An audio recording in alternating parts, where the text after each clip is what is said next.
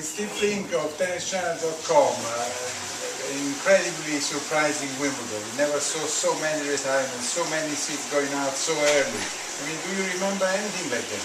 Nothing quite like it. I remember, as I'm sure you do, in 2002 when Pete Sampras was beaten in his last Wimbledon to turn up by George Bassel, a lucky loser, and then Safin and Agassi also lost that same day, but I can't think of anything that would compare to what happened here with Nadal going out in the first round, Federer out in the second round, Azarenka and Sharapova both go out of the tournament so early. It was absolutely amazing. And then Tsonga, on top of all that, he loses, he has to retire in his match against Gulbis. So I don't think we've had a string of surprises quite like that ever in that shortest span of the tournament. Yeah, I do agree. I also must underline that while, for instance, in Paris once, Becker and Edberg lost the first round, but they lost to Brugger and Ivanisevic, who were uprising stars. Right. While this time, the surprises are coming from players who are behind number 100 in the world.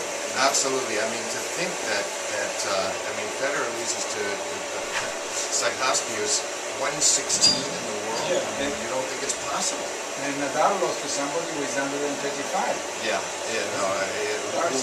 Darcis, whose highest ranking ever was 44. So these are guys who've been journeymen. They're very fine tennis players, but you didn't really think they were capable of causing upsets on this level at all. Sure. So now the women's draw is completely open. I mean, down in the lower part, there's no number 2, no number 3. I mean, the only one who is Kvitova is number 8 over there.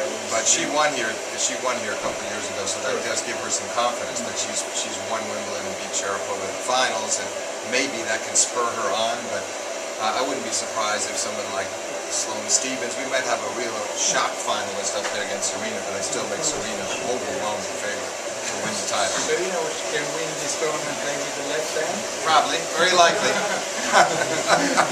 This is Steve instead. Beating the men, we still have Djokovic and number 2, Murray. So, I mean, those two, you cannot ask for more. I mean, in a way, they were the favorite and they were winning. No, that's true. That's true. And I think there was always a possibility all along that we could get Djokovic against Murray. I mean, they're two of the big four.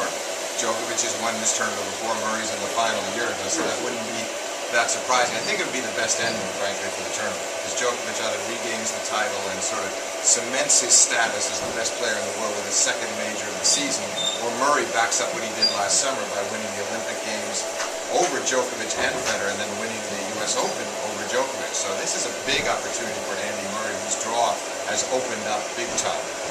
Yeah. Well, we will have a few days to consider and to see what happens. And right now we can just say that this Wimbledon was different from any other we have seen. Absolutely. Unique, but maybe it'll settle down into more of a formful tournament from here on in. I suspect it will. I think we had the rash of upsets, but I think now, certainly in the case of Djokovic and Murray, I expect them to settle down, and I expect Serena to just take her game to another level and win the tournament. Thanks to Steve Flink of TennisChannel.com.